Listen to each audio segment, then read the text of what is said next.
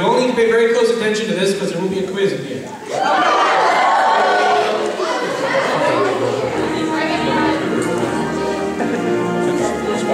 Sing along with the words.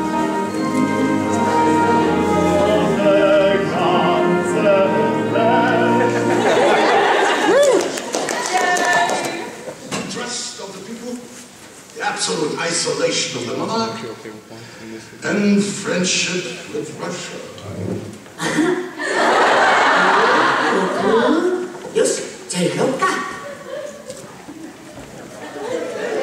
Welcome to the Hetalia History Panel. My name is Walter Amos, and I'm presenting this panel. You might possibly have heard of me if you watched the first season of Hetalia TV, because I am the co-author of History Notes.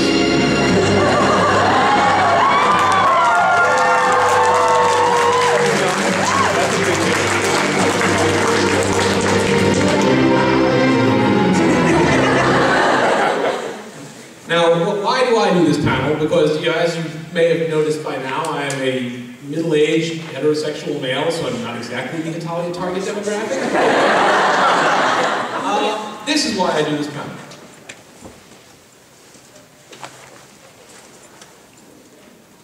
I'm not saying it's only for morons. I'm saying I don't understand what smart people can take away. This could potentially encourage, its teenage fans to actually learn about world history, but maybe not. I highly doubt that. I highly doubt that. Yeah, you're probably right. But the potential's there, I guess. Now, those two guys are the fellows on the Andrews Network podcast, Zach Birchie and Justin Savakis from about a year and a half ago. Derisively, they're putting the idea that this goofy comedy show could get people to get an interest in history. And as counterpoint to that, I showed this, one of my absolute most favorite pieces of museum art. It's one of those little sort of demotivated pictures.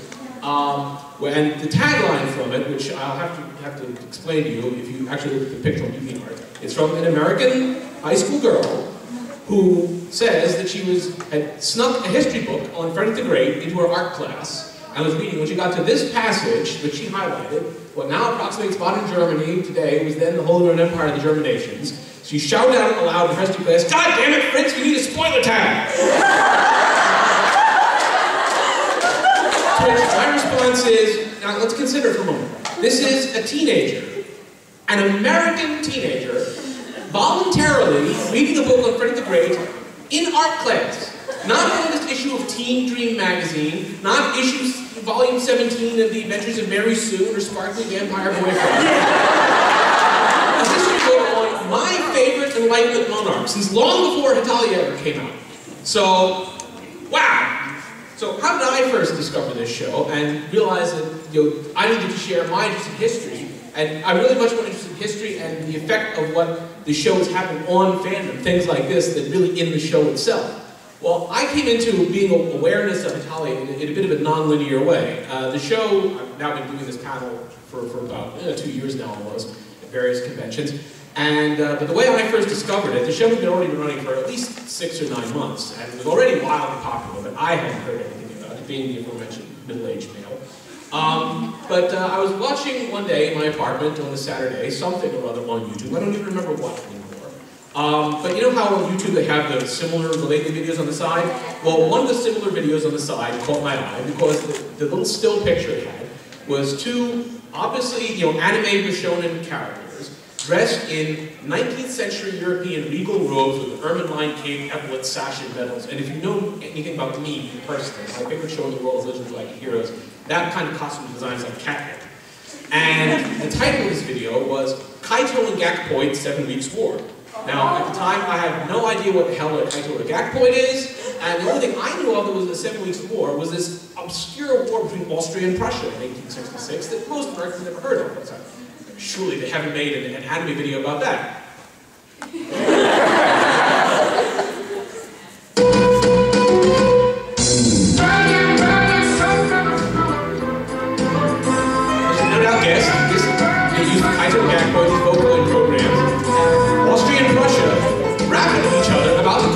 Of Deutsche Krieg,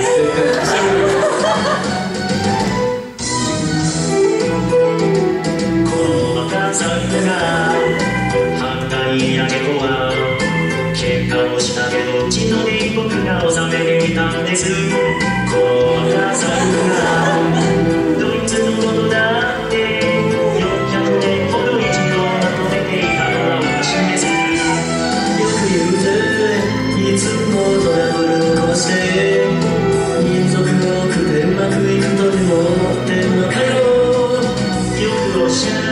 それが私の在り方です。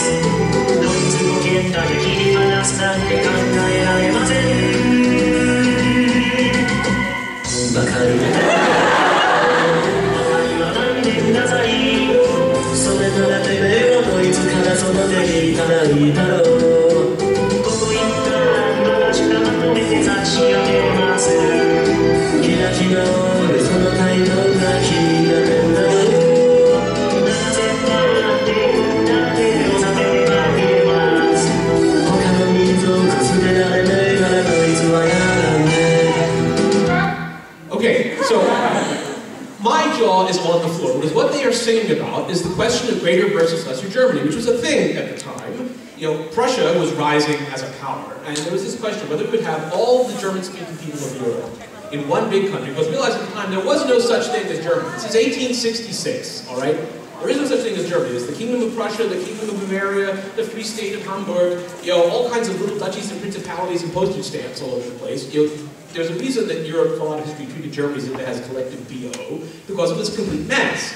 And so the idea was, as the German people are you know, getting a bit more prominent, should we have all the Germans united in one big empire, Greater Germany, or the other idea was let's have you know, Austria and Hungary and its dependencies, the Austro-Hungarian Empire, and have the northern German peoples all united under one kingdom.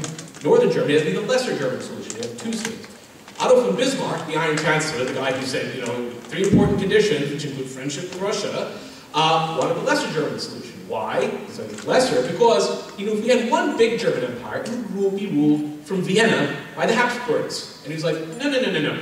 I'm a Prussian patriot. I want the German Empire to be ruled from Berlin by my king, you know, the Hohenzollerns. So this was a question. And this war, the 7 Weeks' War, kind of settled it all in Prussia's favor. But the fact that, okay, one, after I got my brain around the fact that somebody had made an music video about this, then I started reading the comments. And the comments were obviously, mostly from high school kids going, oh wow, this video is awesome, it helped me on my test, and blah, blah, blah, blah, blah. And I said, what the hell is this show? What is this? And then in the comments, other people asked that question, and a lot of the replies said, oh, it's APH. Just APH. So, not only that, I started Googling APH, and it's become very difficult, because when you Google APH, you get things like American Plumbing and Heating. And things like that. So it actually took me a while to figure out what the hell this show was. But once I found it out, I, again, dumbfounded by the concept, okay, with personified countries walking around doing stupid jokes about history. Only in Japan. Then later that afternoon, a buddy of mine came by. He's a bit of an amateur comic artist and teaches an art class at the Rahway, New Jersey Art Center to draw comics mainly in the manga style.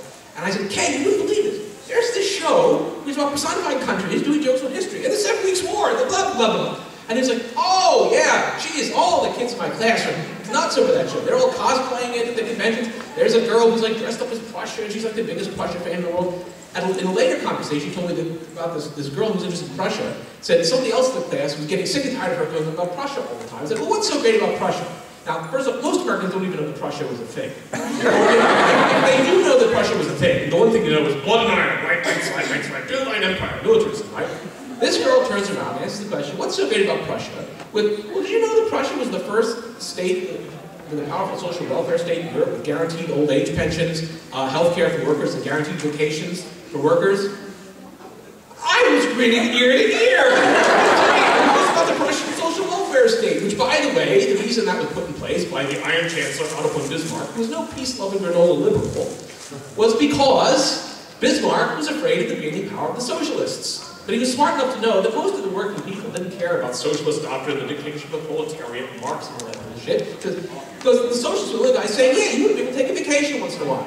And you shouldn't become destitute if you get sick or hurt on the job. So Bismarck just wanted to say, hey, if I give that to the working people, they wouldn't have any reason to vote for the socialists anymore, and my party will dominate the legislature. And he was right. I wish we had conservatives like Otto von Bismarck in this country today. So, when I saw this, I had to start watching this show, and it quickly dawned on me that there are 2 kinds of jokes in Hetalia. One, where they give some explanation in the show. There's a little paragraph to use some information. And 2, the more significant kind, which is most of what I talk about, are little gags, one-liners that get thrown off, that just pass right by, and if you don't know what they're talking about, go right over your head, and it's not really important to the story.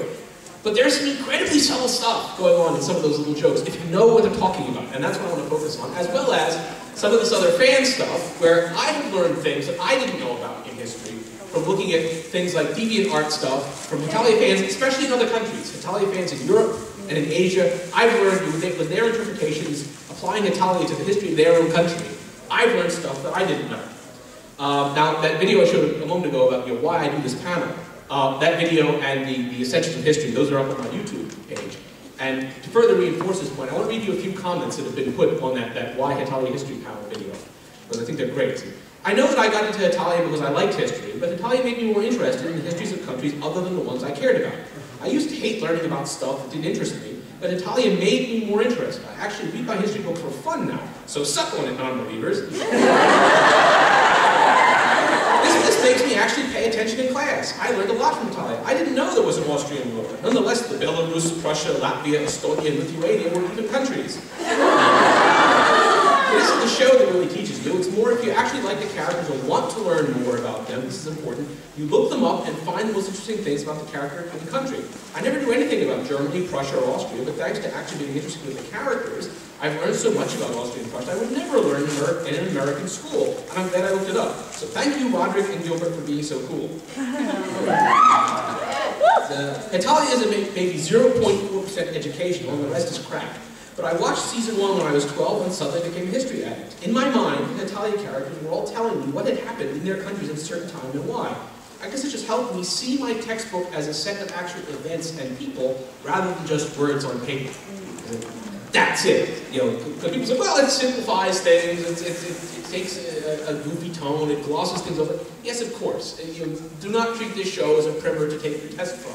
But if it gets people interested enough that I never heard of this Prussia, I never heard of this Lithuania, let me go look something up. And, facts are getting into the little gray cells that would not have been there otherwise. And that's what's awesome about it. So, in reference to this 7-week war that we're going on about here, let me give you a little bit of the real deal of that. From, by the way, this show with Otto von Bismarck in it is one of my favorite series of all time. And if you're interested in learning about Austria, Prussia, and the Russian Empire in the late 1800s, early 1900s, before the First World War, I forgot to bring the DVD box. I usually do. Wonderful show. I'll recommend it to you, called The Fall of Eagles. Great, great show. They clearly had history professors advising them, because my friend Robert, who's the real history teacher, I'm just sort of a dilettante. When we were watching that show together, he was like, oh, that line that he just said is out of this speech. And oh, that line he just said is from, this event over here, blah, blah, blah. So, check out The Fall of Eagles. And here is The Fall of Eagles talking about planning the Austria-Prussia War. I was a young man. He was the dream of a powerful and influential Prussia. Not a unified Germany? Ah, that's a liberal idea. Germany, united by a constitution, under an elected parliament. I have no time for that humanitarian twaddle right out here. Neither. If we unite Germany under the Prussian army, they'll steal their thunder. The Austrians wouldn't let us. Make them. You want war? It's a clumsy method, but one tries every way. The most dangerous lost. They have condescended to us long enough. There's no room for both of us in Germany.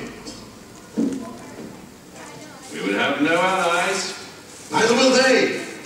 I don't seek the collapse of Austria. All I want is to establish Prussian leadership in Germany so that the other states know which side their bread is buttered. Will Parliament agree? They won't be asked. Those questions will not be decided by speeches or resolutions of majorities, but by iron and blood. How certain can you be?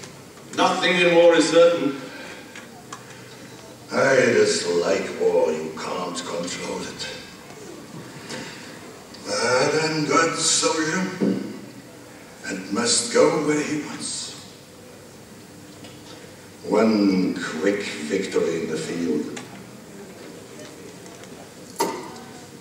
I'll make the arrangements.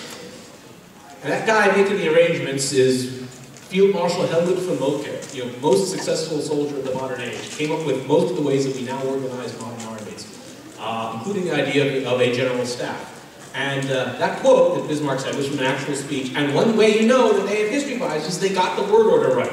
Most people think it's blood and iron, but no, it's iron and blood. That's one little quiz if you're talking to somebody that they know their stuff. And further evidence about that fan art stuff I was talking about. Here's one of my favorite pieces of fan art. I draw Gilbert in the pickle howler. We need more Gilbert in the pickle howler. That's the hat. We need more fan art of that. And there in the background is the quote. Nicht durch Reden, Majoritätsbeschlüsse, sondern durch Eisen und Blut. So, as I mentioned a moment ago, we have two types of jokes, and here's the first kind. 問題を解決するための会議で問題をさらに増やしてどうする。これは会議は踊るの二の舞ではないか。落ち着いて話し合うべきだろう。意見したやつは明確なデータを最初に提示しろ。話はそれからだ。一人持ち時間は8分厳守。時間切れも死後一切認めん。さあ最初に発言するやつは覚悟を決めてから手を挙げるように。では発言を許可する。イタリア。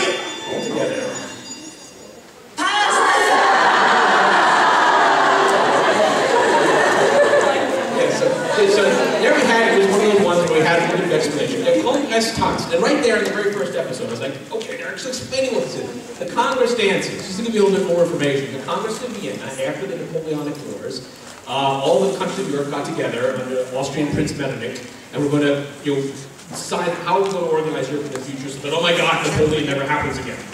The problem was that all these nobles and dukes and petty lords from all over Europe got to come down to Vienna, the most gorgeous cultural capital of Europe. This idea was a lot more fun to go to parties and balls and drink and dance into the night than worry about this politics crap. And so this Congress, this meeting went on and on and on, and nothing was accomplished. It pretty soon became a big joke that all these Congress people are not doing their work. Well, what was actually going on is that behind the scenes, in the closed-door, smoke-filled rooms, their assistants and their staff, they were hammering out all the details while the big guys on top were out partying and drinking. Not very much has changed in history. So the next bit is one of my favorite gags. I think it's one of the best visual metaphors I've ever seen in my life.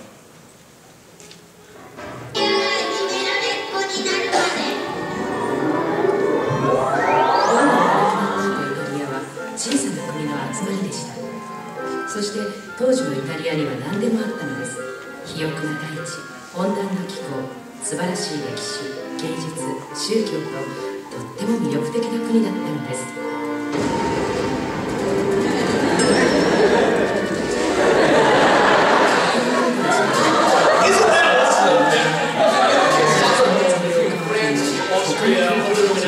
Spain. I mean, that is perfect.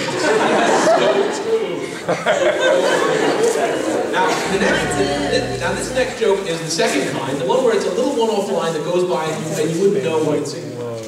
ありがとう。これでまたパスタが作れるよ。もう作るな。砂漠でパスタ作って死なれたらかな。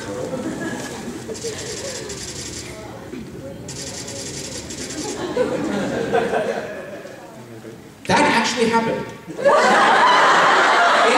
In World War II, in the North African campaign, the Italian soldiers were using their limited water supply to boil pasta. And the real problem is not that so much you're boiling the water off, but that is a problem, is that the water that's left in the pot, when you're done making pasta, you make spaghetti at home, right? You can't do anything with it. It's got starch in it. You can't drink it. You can't even wash your clothes in it. It makes your clothes sticky and disgusting. You have to throw it out. So yeah, the Germans are telling you, stop doing that, you idiots! We need water here in the desert! But there again, this is a real history joke which is stuck in there, which you wouldn't know. You go, oh, it's just Italy being stupid. Now, unfortunately, as you noticed that my friend Robert and I did the history notes for the first DVD, and we're going to also have some history notes contribution to the third volume of the manga. Unfortunately, as you're all aware by now, Tokyo Pop sort of imploded like a flag in the cupboard. But here's I want to talk about something we're going to write for the manga. So this is a clip from the manga of Germany on the battlefield, and in the winter, and so England pops up like, hey, let's take a break, and I've got a soccer ball, and let's have a bit of fun. Well, actually, they don't really explain it very well in the manga in great detail, but in fact, this is a reference to the Christmas truce, which you may have heard of. Happened in the first Christmas of World War I, in 1914. as Christmas approaches, guys on both sides are like, you know, the English troops sitting in their trenches can hear the Germans singing, you know, O Tannenbaum and Stille Nacht, Heilige Nacht, and go, oh, let's you know, take a break from all this fighting stuff for a minute. And, you know, pretty soon, you know, temporary peace breaks out. This is another one of my favorite pieces of Indian art. This is a clip of a longer, taller piece. It has, you know, all the Hetalia characters dressed in World War I era uniforms, you know, hanging out. You know, Christmas truce, December 24th, 1914. And up above, the part I cut off, or else you wouldn't really be able to see it very well, it has quotes, one in German, one in French, and one in English. There's another movie I highly recommend to you about the Christmas truce called Joyeux Noël, which is French for Merry Christmas. And in the very beginning of that movie, we see little school children in each country, in Germany, and France, and Britain, being taught to recite this little poem about how, you know, the enemy is the implacable evil and I'm going to go kill him. You know, and all their poems are a little bit different, but essentially expressing the same idea. And so the author juxtaposed these little poems about how, you know, the other people are the enemy and they're not human and we have to kill them. And, you know, here we are, you know, having Christmas together. Now, reality is always a little bit more complicated than romantic stuff likes to make it out. You know, we like to, oh, the spirit of Christmas just overwhelmed everybody, and we took a break. Well, there's a little bit more to it than that. It was provided a chance to, you know, get out from, you know, between the barbed wire and, you know, retrieve the bodies of your dead comrades, and no man's land alone was shooting at you, things like that. But after a few days, you know, things had to go back to normal, and there's a famous quote which I had the book with me, but I forgot that I misplaced the document. Basically, from an account from an English captain who wrote that he and his troops went back in their trench, and the German went back in their trench. They sort of waved goodbye to each other, and the German raised his flag and shot his pistol in the air, and the war was on again. You know, and after this, basically, this caused complete panic among the general staffs, the generals and field marshals on both sides, because, you know, oh my God, what if peace breaks out? You can't have that. So they solved this for the future years of the wars, that they then celebrated Christmas for the following years in the traditional way by a voluminous artillery barrage, you know, to make sure that this will never happen again.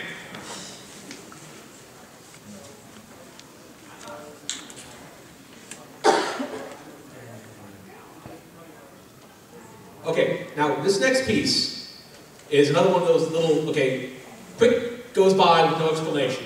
But this next thing is more than any other thing the reason why I do this panel. Because it's possible I'm overthinking it, but if I'm right, this is the subtlest joke I have ever seen. Not just the subtlest joke in Hetalia, not just the subtlest joke in anime, the subtlest history joke ever. Because it went over my head. それでは秘密訓練を始める。では最初に、もし何も持っていないとき、イギリスを発見したらどうする？よし、ではイタリア、答えてみる。はい、その時は木の棒とハンカチでしょう。そしてナイフ助けを求めます。それでは負けてしまうだろう。日本、正解は。はい、ウィリアム一世の鳴き声を守りましょう。Mimic the wailing of William I. The first time I watched that, it went right over my head. My friend Robert, who was a certified history teacher in New Jersey, but he only got that certification to get paid for what he does all the time for free anyway. You don't get this man started talking about the Habsburg dynasty or the Battle of Zenta, or you'll be stuck for 2 hours. You know, right over his head. The only reason I subsequently figured out what this joke meant, my interpretation of it, is because my mother, one of the best Christmas presents she gave me, was that Fall of Eagles show. And there's an episode in there which deals about, you know, the rise of the Prussian Empire. And what I came to understand was that Japan is talking about William I. Well, the name William in German is Wilhelm. What he's talking about is Wilhelm I, as in Kaiser Wilhelm I, the first emperor of the unified Germany in 1871. And so here are some clips from the Fall of Eagles about Wilhelm, which you have to see to understand what this joke means. Now in this first one, Wilhelm is talking with his son, Crown Prince Friedrich Wilhelm, about the fact that he has a problem with the parliament. They want to extend the term of enlistment for the army, but the parliament won't give him the money, and he's having trouble with the parliament's being unruly, won't do what he says. And he thinks he needs to have a strong man to fight his case in the parliament, but he doesn't like his options. If God wills and I have a parliament, I'll suffer it.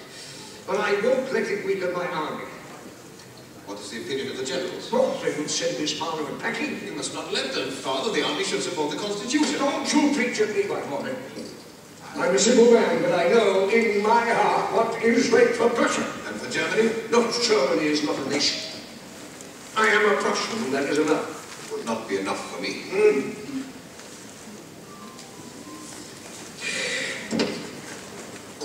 I don't know what to do. If only I had one strong minister. Can you not find one? Oh, yes, I know the man, but he's too violent. I don't know. God does not speak to me.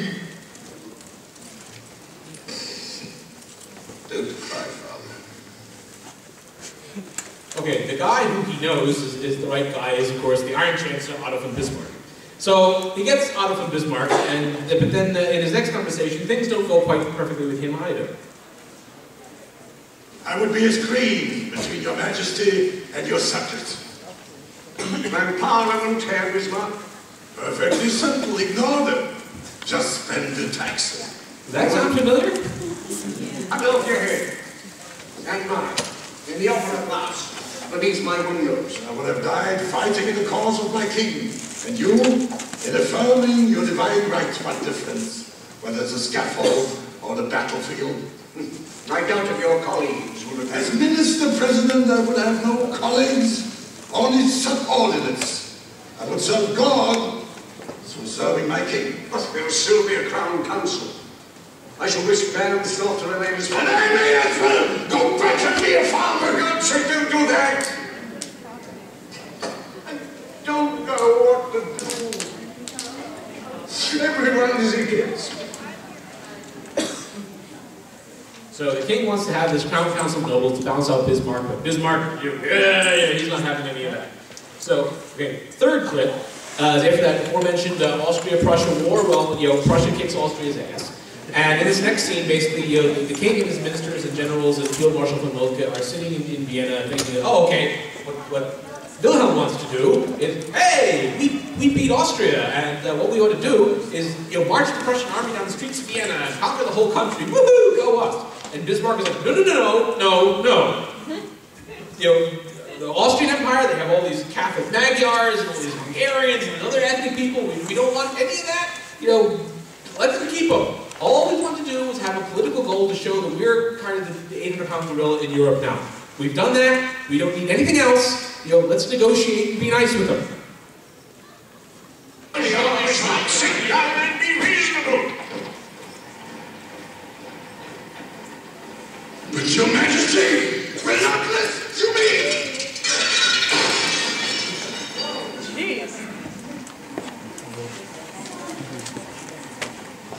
Listen to me.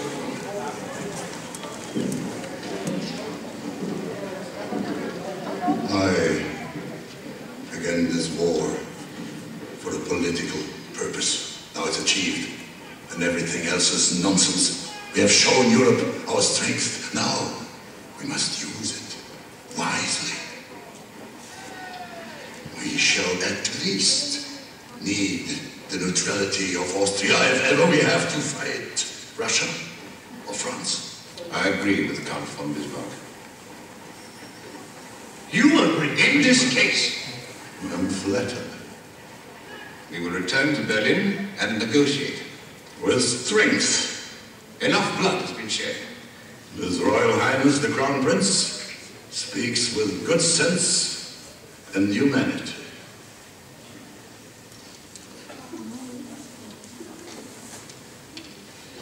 You're all against me. This is disgusting. So and the reason the king is so surprised, you agree, is that normally Bismarck and Crown Prince Frederick William were a total loggerheads. Because Frederick William was basically wanted to be a liberal reformer. He wanted to make Prussia, when he became Kaiser, more like England. Have a constitutional monarchy, have more liberal reforms, less militarism, blah, blah, blah. Whereas Bismarck was a very strict conservative, no. They were normally always fighting each other. Which, despite the fact that he was a liberal reformer and wanted less militarism, he was the guy who, more than anyone else, won that war, Crown Prince Frederick. Because, as I mentioned a moment ago, I just like to point this out because it's awesome. Helmut von Moltke came up with the idea, like I said, of the general staff. The idea of the way you organize the army is that we have all of our future officers trained together in similar tactics, and we know that, you know, in this kind of situation, you should kind of do this. So that if you're out in the field and you don't have communications with the other guy, of course, we don't have radio, we don't have telegraph or anything, and you don't know what's going on, you say, all right, well, in this kind of situation, I do this, and my friend would do that, so we should go here. Because the way things used to work in European wars, okay, we're fighting, and we need help on the battlefield, this is the situation, I need new orders from the commander.